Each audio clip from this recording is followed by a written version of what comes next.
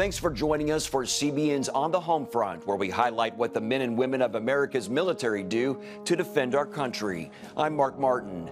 U.S. officials say they have recovered the remains of 2 American service members killed in the crash of an Air Force plane in Afghanistan. Afghan National Army forces were there to assist in rescue and recovery operations. The Air Force jet went down in the eastern part of the country that's mostly controlled by the Taliban.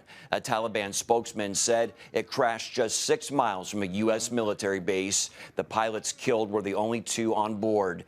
A U.S. defense official said the American recovery team met no Taliban resistance in reaching the crash site and said there is no indication that the plane was downed by hostile action. Meanwhile, U.S. Defense Secretary Mark Esper recently met with the French Minister of the Armed Forces, Florence Parly, at the Pentagon. The 2 leaders discussed international relations and said the U.S. and France are united when it comes to space defense. It's important not just to our security, but to our commerce, our way of life, our understanding of the planet, weather, you name it. So it's very important that we now treat it that way and make sure that we're prepared to defend ourselves and preserve space. And as I've spoken with General Raymond, who is the commander of both Space Force and Space Command presently, he understands the importance of advancing line of effort number 2 in our national defense strategy when it comes to space, and that is strengthening our alliances and deepening our partnerships so we can work very cooperatively, collaboratively with other spacefaring nations. In other news, in the wake of the recent earthquakes in Puerto Rico, the Ohio National Guard's 200th Red Horse Squadron deployed equipment and personnel to the island in support of relief efforts. The unit's capabilities allow them to deploy anywhere in the world within 72 hours and remain self-sustaining. Here's a look.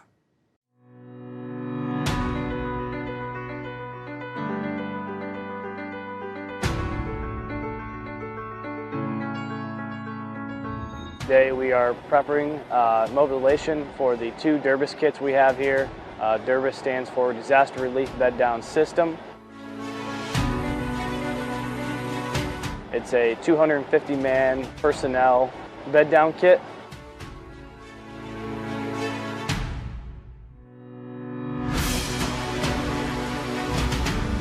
The huge advantage of this kit is it is very mobile and very quick to set up.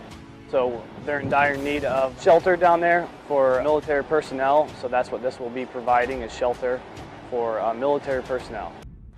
At the heart of the National Guard and the Air National Guard is being able to respond to help the people of the United States of America and the nations that we support. And when there are people in need, we need to be able to respond quickly and confidently to answer whatever call we're given.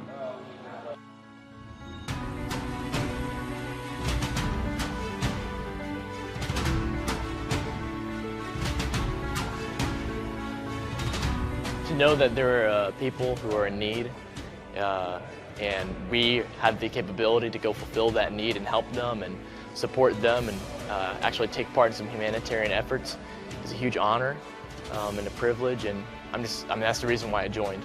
That's the reason why a lot of us joined, to actually get to take part in this and to get to so quickly. For me as a young airman, getting to go so quickly out of tech school is really exciting, and I'm excited for the opportunity to go help some people out.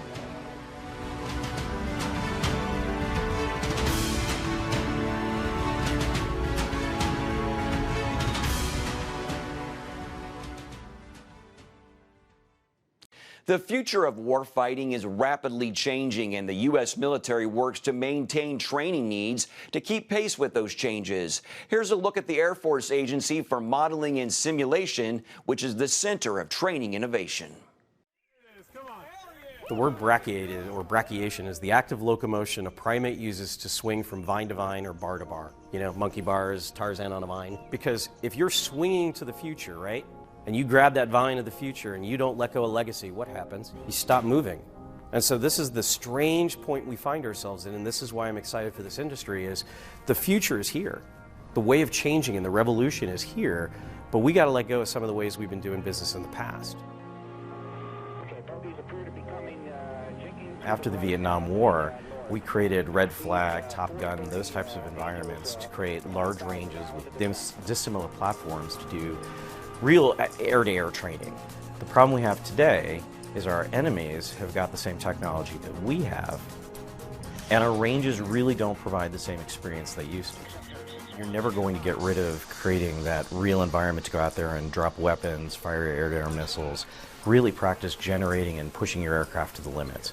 They're not large enough with airspace. We don't want to give away all our capabilities by radiating in free space. So it's driving us more and more to how do we go into a virtualized synthetic environment to allow us to do that training that we think we'll see in combat. Orlando is kind of the epicenter for modeling, simulation, and training. And so that helps shape all the technology that's here in Orlando for Team Orlando. So we've all grown up playing video games and learning particular skills. This is all ingrained in our culture. We sit here within partnership buildings. These partnership buildings house both military and University of Central Florida researchers, academics. And we are all part of this concept called Team Orlando. And Team Orlando is bringing together all the services with the academic side with some of our industry partners, all working together to improve modeling simulation. My kids grew up with the iPads and the iPhones. It's a digital age. VR is not uncommon. Rapid change is the norm right now. So yes, VR, AR technologies are huge importance in the way we innovate moving on, because that's what this generation is used to. You know, technology is catching up. We cannot slow down. That is important for us to keep innovating, keep advancing, because it's a complex environment. It's critical. It's critical that we work for the 2030 fight. Everything that we're doing today is creating the realism necessary to fight the future fights and the expandability to incorporate the threats that will be coming versus dealing with yesterday's fight. It tends to be a history lesson we learn the hard way over time, but you have to be ready for what's coming next, and that's what the simulated environments we're trying to create are going to drive us to. Coming up, what it takes to be a civil engineer in the U.S. Air Force.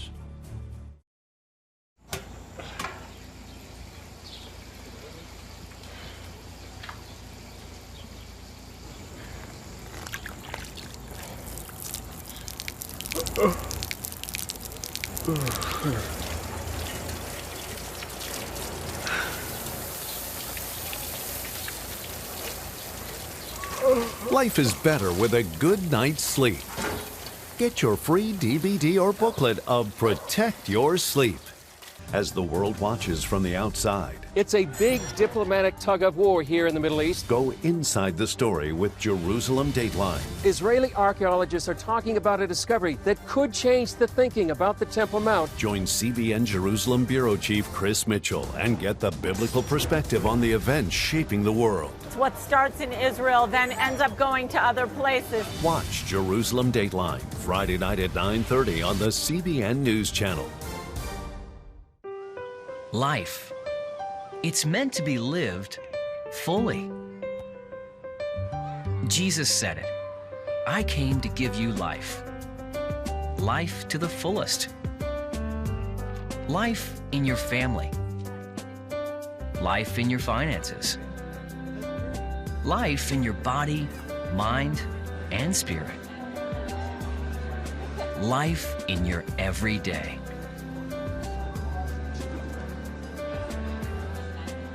At CBN.com, we're taking what Jesus said seriously. We're here to help you discover life. Life. Live it fully. CBN.com.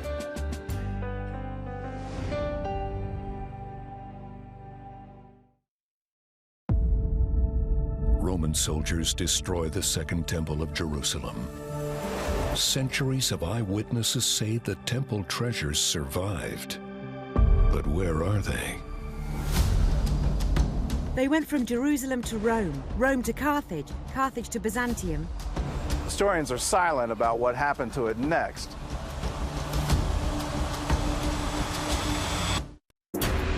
CBN Documentaries presents the worldwide release of treasures of the Second Temple.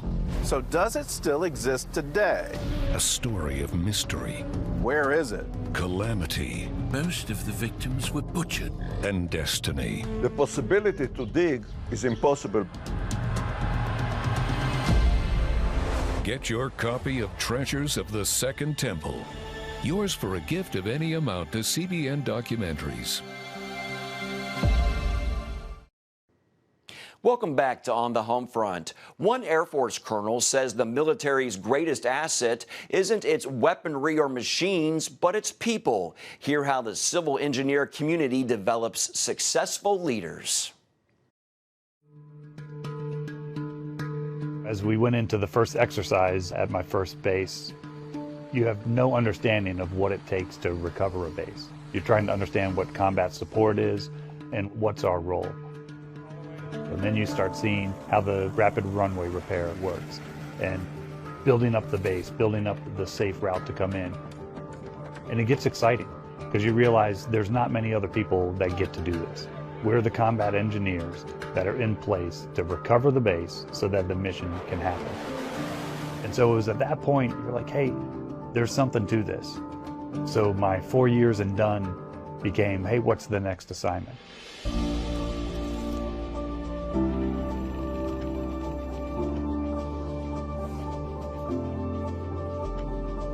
I have older brothers in the military. They encouraged me to go into the military as a way to pay for school, and then the Air Force said, hey, you can do architectural engineering and we'll pay for it. Went to school at Penn State University in architectural engineering. My first assignment was fantastic. When I arrived at Robins Air Force Base at the 78th Civil Engineer Group, my first interaction was, so, okay, now you're here, deliver for us. As we go into the operational readiness inspection, I didn't know how to use an M16. I didn't know how to put on the chem gear. So it was a challenge. As that inspection came in, we had ultimately failed that inspection the first time. And that was a huge learning lesson for all of us. And Colonel John Mogi was our commander. He set a culture and tone for us, learning how to become civil engineer officers and how to be leaders in a large group. The way he turned that around on us of, okay, we didn't pass that inspection, but now we're going to become the experts. That's what each of us did. The interesting part is almost everybody from that assignment has moved on successfully to squadron command or group command.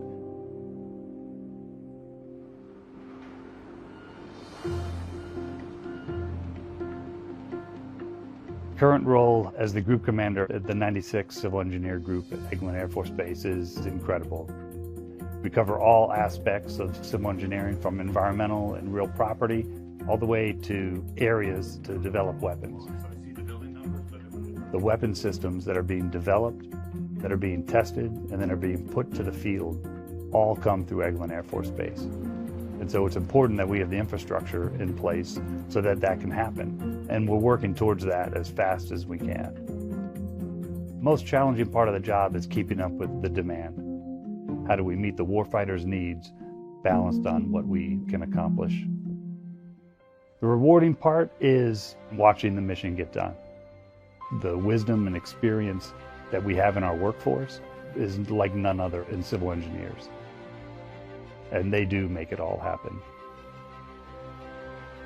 You know, what's made me proud to be a civil engineer in my career is watching folks that I've worked with and that have worked under my leadership succeed. It's great to be able to influence and shape and mentor airmen further into their career and watch them impact both the Air Force and other airmen. That culture just perpetuates really the excellence that we have. And I think a lot of that goes back to what the culture that Colonel Mogi set in the 78 of how to operate as a group. Even though you're big, you can have that family atmosphere. That's what's been enjoyable, because the civil engineers help you sustain that. It's a family when you come into CE. My name is Colonel John Schuliger, and I'm a United States Air Force civil engineer.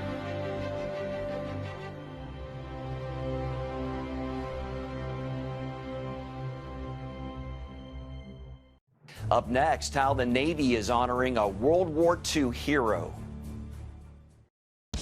Introducing the CBN Bible from CBN.com. Now, an easier way to study the Bible and grow in your faith. Highlight your favorite verse. Read separate versions at a glance. Click and read a commentary.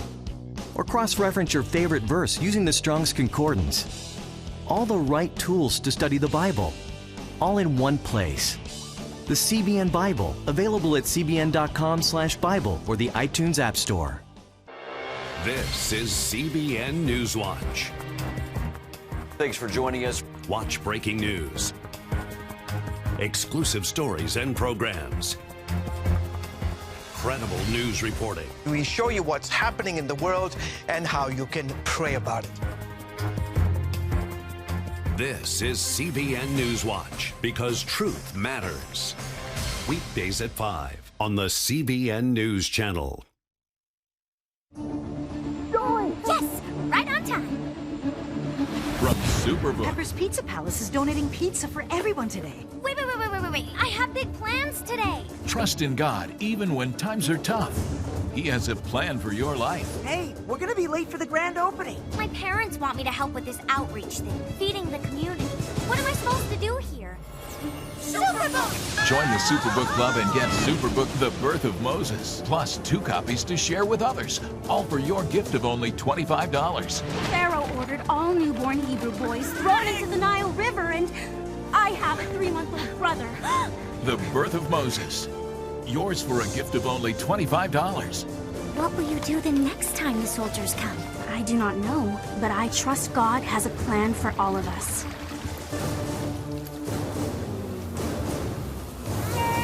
Superbook Club members, free streaming for seasons 1, 2, and 3 is now available.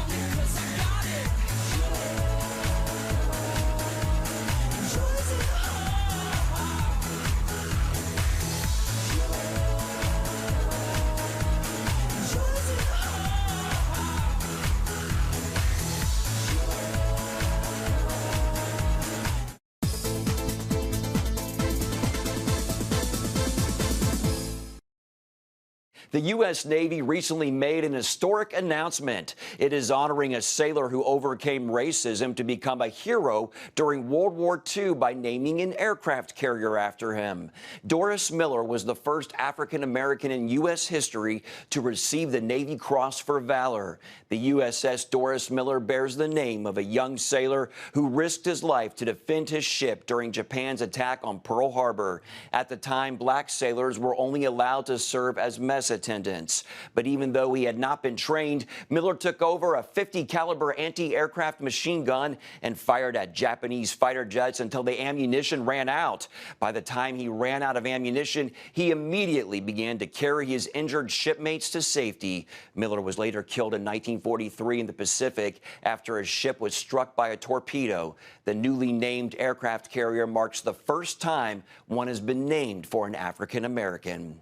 Here's a look at Miller's career and how he saved lives that day on December 7th, 1941. Behind every medal awarded in battle, there is a story.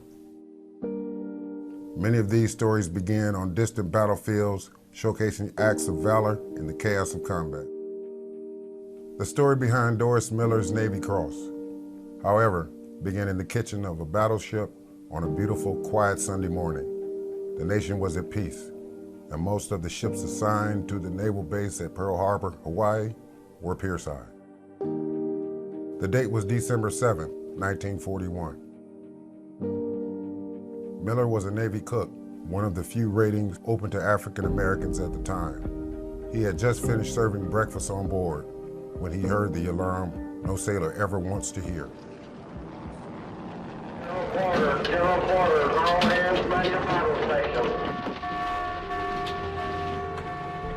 Deafening explosions and thick black smoke filled the air as torpedoes began to rip into the hull of the ship. Miller ran to his battle station, an anti-aircraft battery, just to find it was destroyed. That's when an officer spotted him and asked him to help save the ship's captain, who was bleeding from a shrapnel wound. After assisting the captain, Miller manned a .50 caliber machine gun, and despite having never used one before, began firing it at incoming enemy aircraft to defend his shipmates. By the time he ran out of ammunition, enemy aircraft had bombed and torpedoed through the deck of the ship, and he immediately began to carry his injured shipmates off the sinking ship and to safety. Thousands of American sailors were killed during the attack on Pearl Harbor, but it was clear that Miller's heroic actions saved the lives of many who would have otherwise died that day. Miller was recognized as one of the first U.S. heroes of World War II for his actions that day, and was awarded the Navy Cross by Admiral Chester Nimitz. He became the first African American to earn the Navy Cross. After his award, Miller returned to the fleet and continued to fight. In 1943, his ship was struck by a Japanese torpedo and destroyed. On December 7th, exactly 2 years after Miller's heroic actions at Pearl Harbor, his parents were informed their son was missing in action. While Doris Miller died in battle, his fighting spirit and legacy lives on. His name has come to be synonymous with heroism, bravery, and selflessness. On behalf of the United States Navy, we salute you, Doris Miller, and will never let your story be forgotten. Don't go anywhere. We'll be back right after the break. Come home to the sounds of Southern Gospel from CBN Radio. You'll enjoy a rich Southern blend of bluegrass, classic gospel, and Southern gospel favorites like the Gaithers, the Crabb Family, and bluegrass sounds like Mountain Faith. So make yourself at home with the all-new CBN Southern Gospel, now available at cbnradio.com.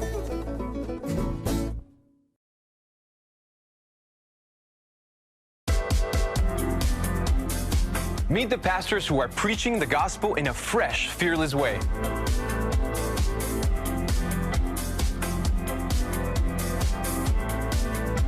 I'm Roberto Torres Cedillo. Join me each week for Next Gen Voices.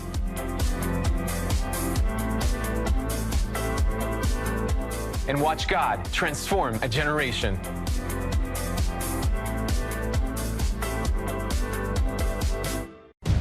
Prophecy thousands of years old, We were called to be a light to the world. being fulfilled today.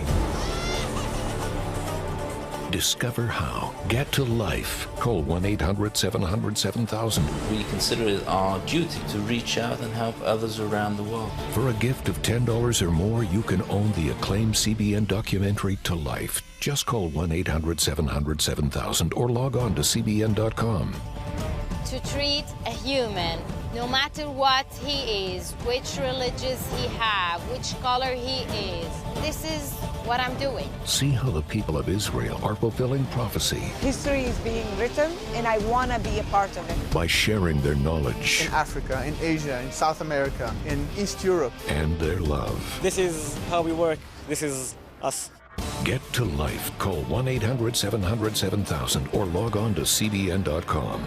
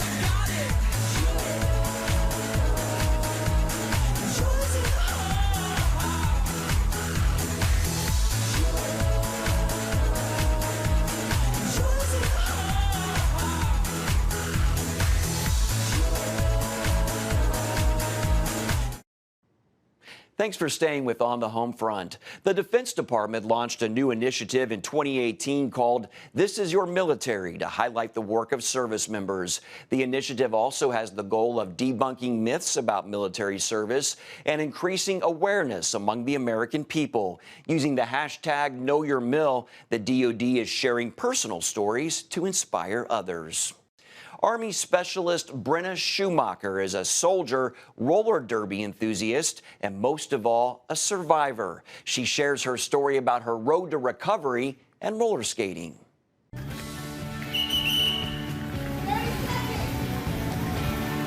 I found roller derby before the Army. Like the Army, it's a family.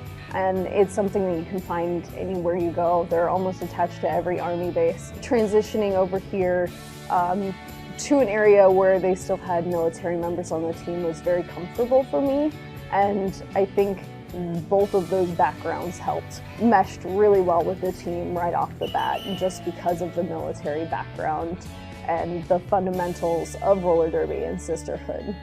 Life was great. I was really active, doing really well with my PT. Finally felt like I was getting really comfortable here at Fort Sill and on the team. On the 25th of November, I started having a headache. It didn't go away. It took a month, and Captain Reimer, my provider, sent me to go get an MRI. All of the dates surrounding my surgery were ironically tied to something important to me. The 22nd of December was my first MRI, which is the day after my 4th wedding anniversary. They called me back on the 26th. They found something. Essentially a cluster of blood vessels in my brain that were inflamed and swelling. That would cause seizures, stroke, and potentially end up in a hemorrhage. It could be a congenital thing that I've had, but there's no knowing how long I'd had it. My derby team, they were amazing. They were there for me every step of the way, and I don't think I could have done as well as I did without them. I kept going to practices even right after surgery, and 3 weeks post-op, my neurosurgeon cleared me to skate with the team again. I can't contact yet, but I was back on skates 3 weeks post-op. I still can't lift heavy weights because of the pressure, but I don't like to let things stop me. That's all for today, but you can find more of our exclusive news coverage at cbnnews.com. Hope you'll join us next time. Have a great day.